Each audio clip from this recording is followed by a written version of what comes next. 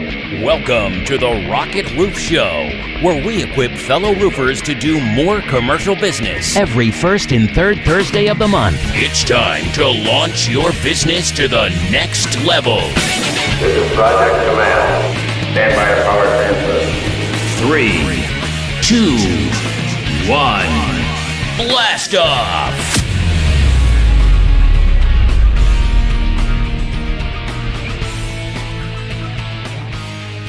How you doing, John? What's up, man? Good. How are you doing? Good. I love that backdrop you got behind you. I know you just put that up like a few weeks ago, right? In your new offices? Yeah. Yep. Yeah.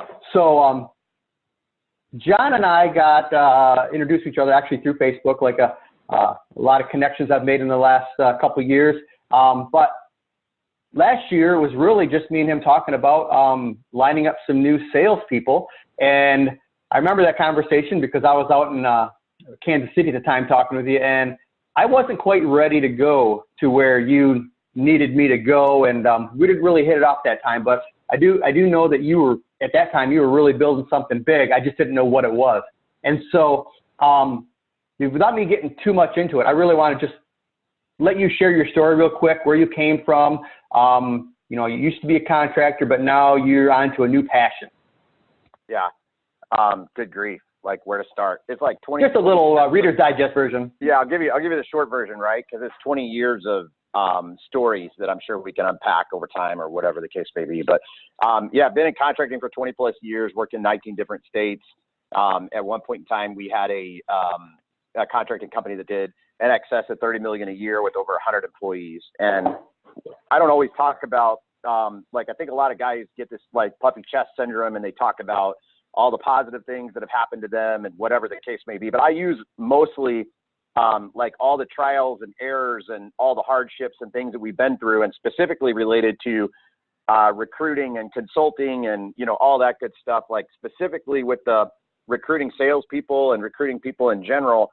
I've had to learn the hard way what it feels like to bring guys in and they not be the right fit, and they take over your culture. And the next thing you know, you're a prisoner in your own business, and what that feels like, and all that stuff. And so once I sold my last contracting company, we pretty much made Smash our purpose, where we take all of our lessons and all the things, all the mistakes that we've made, including poor hires and not having the right people on staff. And we built a process to make sure that pretty much anybody that we work with going forward doesn't have to go through that same struggle, right? So there's a scientific method of how finding good people works. There's a process in which you can take it through, so you're not spending hours and weeks and whatever in terrible interviews and you know, all that stuff. And it takes a lot of our time, right? Especially when you're trying to build a sales team and things of that nature.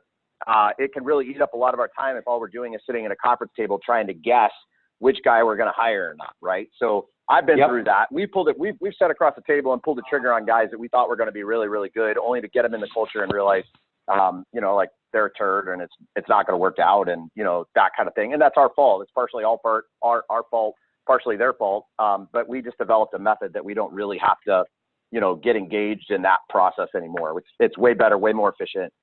You're dealing with it right now, so you can see that. Yeah. Yeah, and I did that for 18 years.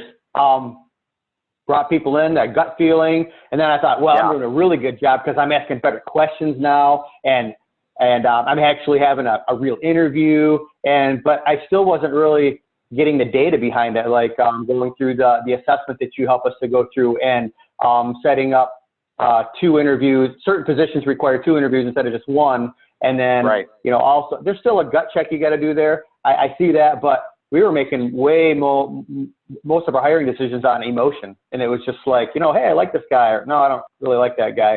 And I was hiring, and that may be okay when you're small, but as we're getting bigger, and I got to hire people that have abilities where I don't have them, and have, you know, maybe intelligence where I don't have it, and hiring people that are smarter than you can't really do that off gut feeling when you're hiring people that are smarter than you.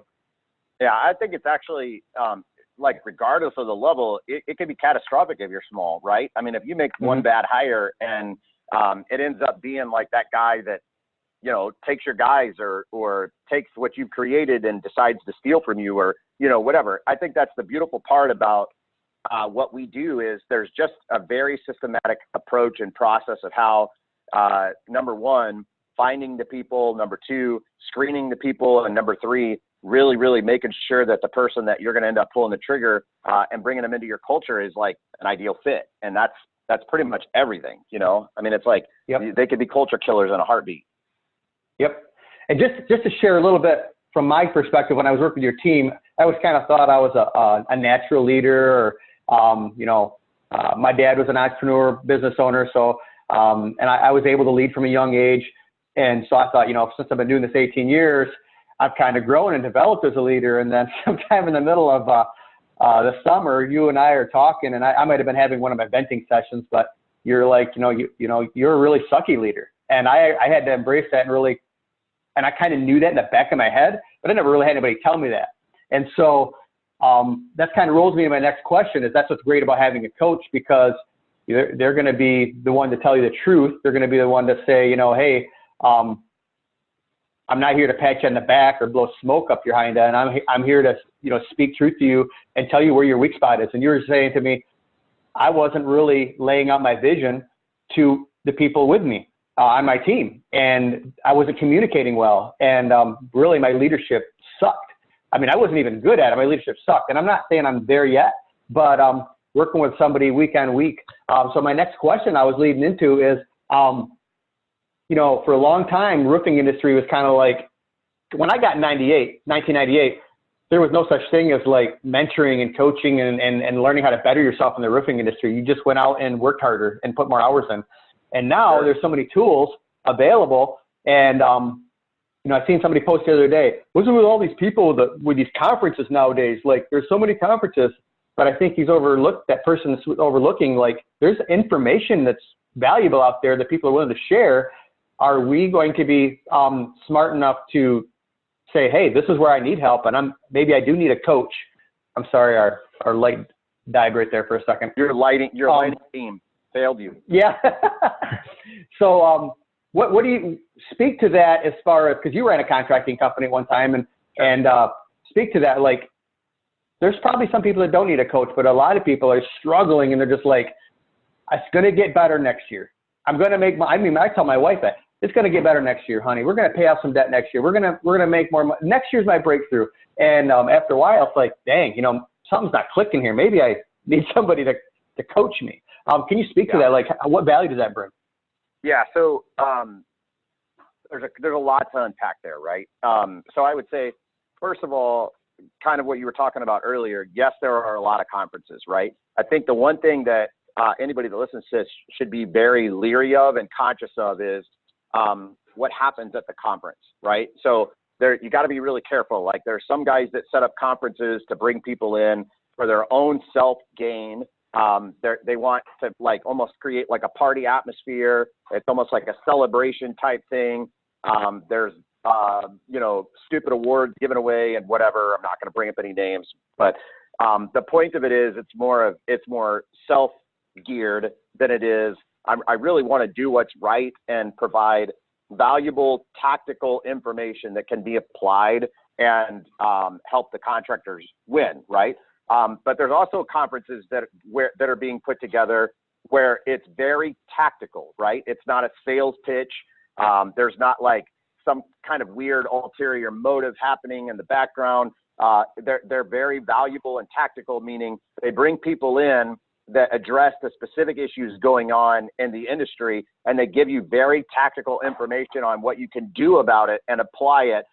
And to me, those are the best conferences, right? The same thing goes hand in hand with I use this term very loosely, with the coaching happening in the space right now. There are only about 5 legitimate coaches in the coaching space right now, or in the contracting space right now. And what I determine to be legitimate is, number one, they've been in the industry, winning in the industry for a long period of time, 10 plus years, right? They have made mistakes. They've been seasoned. They've been put through the ringer. They've had big wins and big losses, and they own both of those, right? They're very conscious and own both of those things. They don't try to run from them. They don't try to deviate from them. Whatever else, And they're also putting a substantial amount of value into the marketplace free of charge. Like they're making constant posts, they're putting out constant videos, they're trying to take the guy all the way from the small guy all the way up to the big guy and just say, these are some things that you should consider. And you can tell that it's genuine, real value. It's not garbage like pie in the sky with a asterisk assigned to it that's like, oh, and by the way, here's the sales pitch.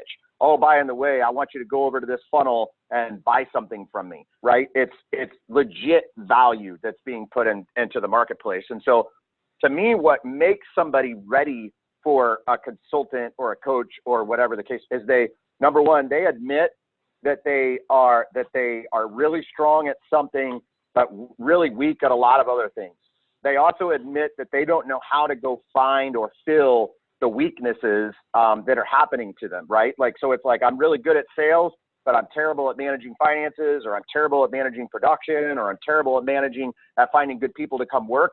And what I need, I've gone to all these different conferences and I've gathered all this information, but I don't have anything like step-by-step steps or tactical stuff to really get me to that next level. At that point in time, that's when somebody needs a coach or consultant, right? They're very clear on where the company's going. Maybe they're not, and we can help them do that. Or they've at least got an idea, but they can't seem to get it from like where they are now to where they want to go. Like they're just like, doesn't matter how hard I try, I've wasted another year. I just can't seem to get there. I need somebody to give me some wisdom and insight. And that's what those people should do.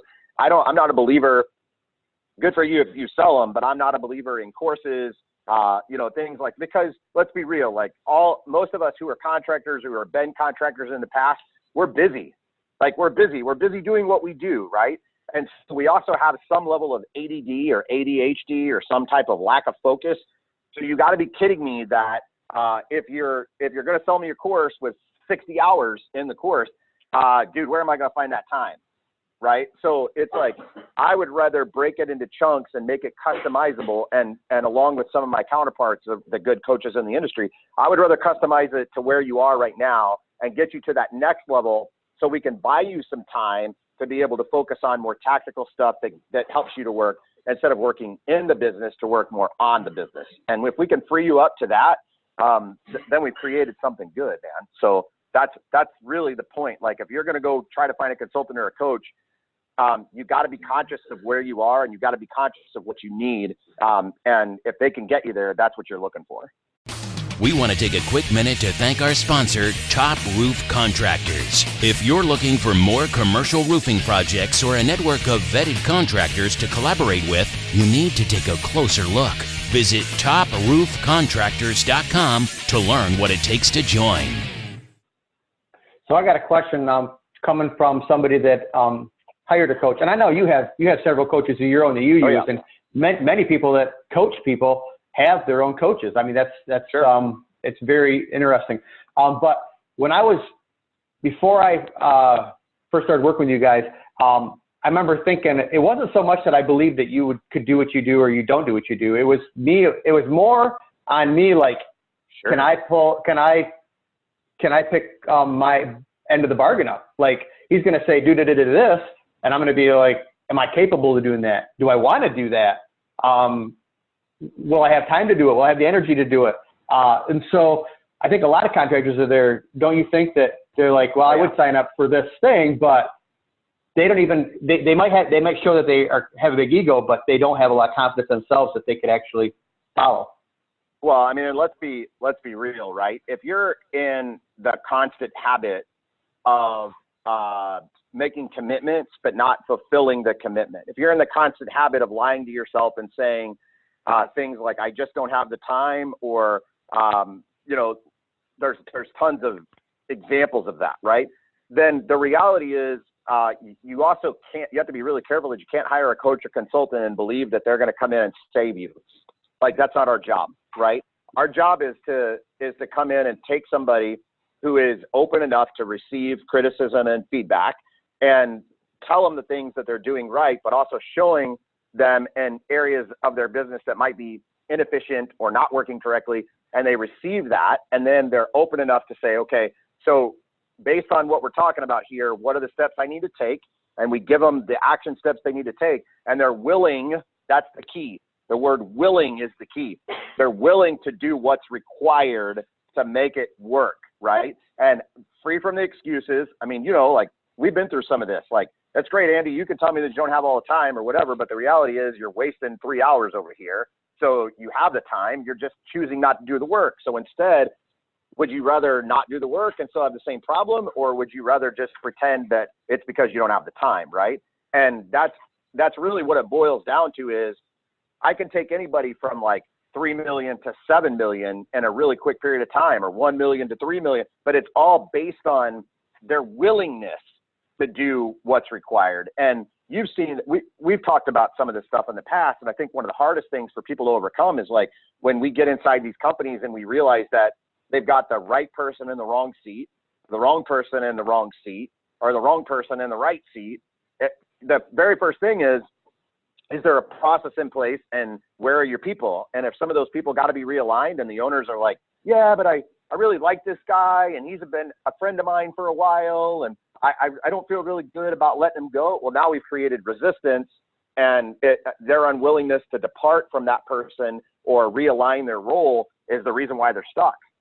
So, I mean, and you've had a couple of those examples just like that, where it's like when we make an upgrade or an improvement and then all of a sudden things start to open up, things start to get better, that kind of thing. So, but it's really about willingness. That's really what it boils down to. Yep. So,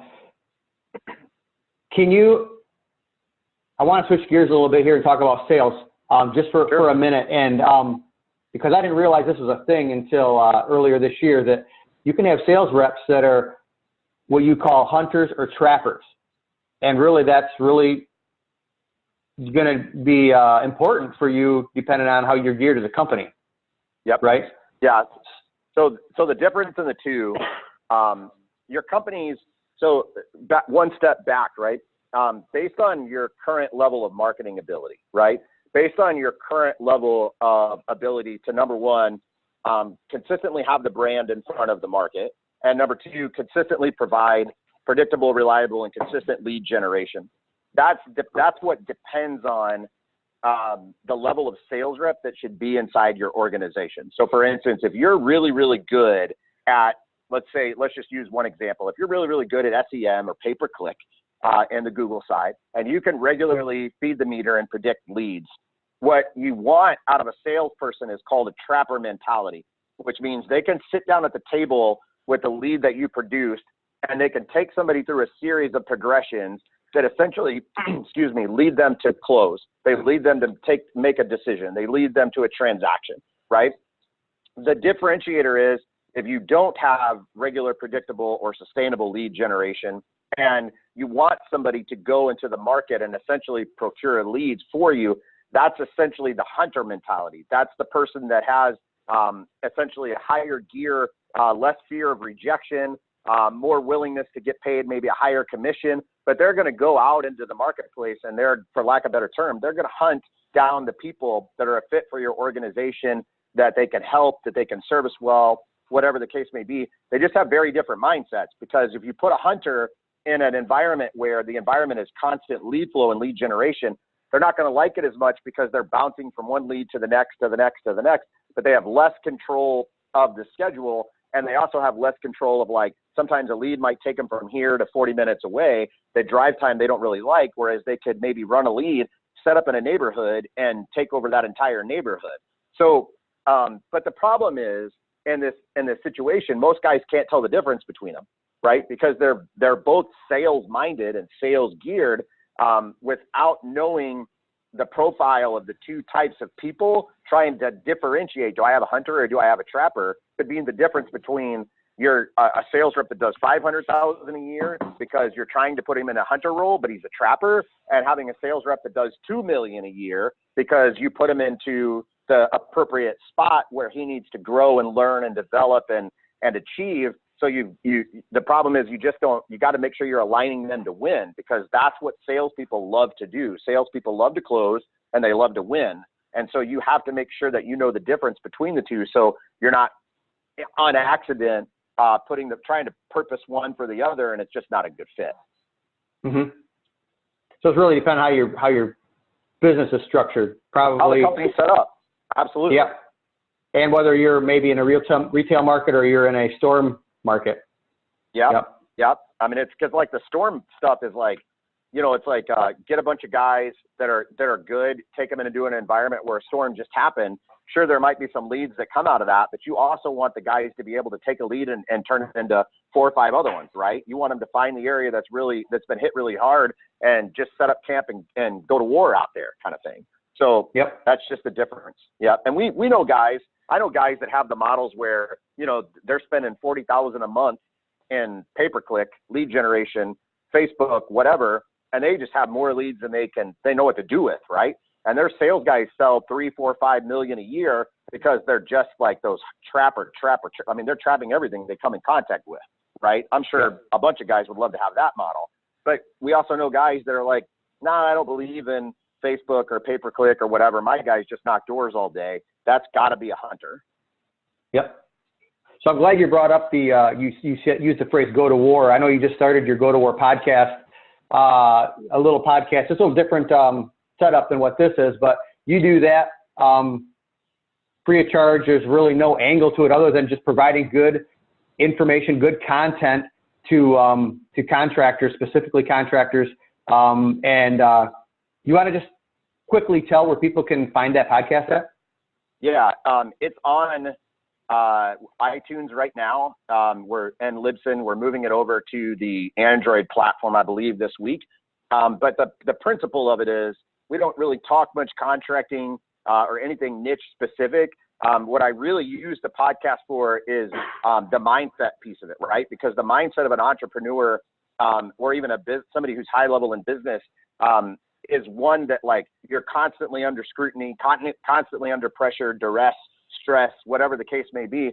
And I think a lot of times when I get into business organizations, it's not necessarily the business that's complicated, it's the mindset that's been complicated, right? So it's all the thoughts around why things are happening to me. And, you know, when you're under stress and duress, like, how do you respond to those things? And if I can help people really build a mindset, and we call it the go-to-war mindset, if I can really get them into that space where they're willing to like go head on with their demons every single day and just fight them, then I know that I can go in and fix their business, right? Because the business side of things, not to be disrespectful to anybody, but this contracting business, we're not building rockets. This business is simple, man. It breaks down to 4 or 5 simple boxes that have to be maintained. You've got to get good leaders in place. You've got to have good systems and processes. But most of the time where these guys are hosing themselves is they're so in their heads about how certain things should be or who they are as a person or what's going on at home or whatever. And if on the podcast, on the Go to Work podcast, we can just unpack some of that and give them some freedom to make some better decisions and understand why these things are happening. I know that it's going to be the pathway to get these guys less in their head and more focused on tactical strategy and things that have to happen in the business to move the business forward. And that in tune frees them from being owned by the business, makes them business owners to which they can live and serve other people really powerfully, including their families. Right. Okay, good. I know one of the first podcasts you did was about your spouse, and if you're an entrepreneur and your spouse is not an entrepreneur, how they just will not get you no matter how much you try to do it. And my wife was sitting in the passenger seat like, yep, that is totally correct. Like 22 years and I still don't get you. But I won't let you elaborate on that too much. They can go out, they can listen to that podcast. That's a great one. But in closing, I kind of wanted to just get a real quick comment to you. We're kind of transitioning. The industry's changed so much in the last 8 to 10 years, mainly because of social media and access to information. And I know there's a lot of contractors that are still kind of like they're behind the times, and they don't realize like there's opportunities via the internet or via social media. And I know people are like skeptical, like, oh, geez, I don't know this dude. He's in another state. Like he's offering this, and they're skeptical. And it's okay to be skeptical, but can you speak to like, don't let that limit the opportunity. Like I connected you through literally through Facebook. And then what other connections did I get? Satema Gali, Chris Scoville, all the people that were at that Smash event. I'm now actually, I communicate with them and at some level, and I have a new network that I can tap into. And so that's all because, I'm willing to say, hey, who's this Jon Paramore dude? I don't know him, but I can trust him. So say something really quick about that. The new era we're in. Yeah, I think a lot of the skepticism comes from fear, right? And the fear is coming from the unknown. And if we stay in the mindset of we're going to continue to do things the way we've always done it, that's typically where generations die off, right?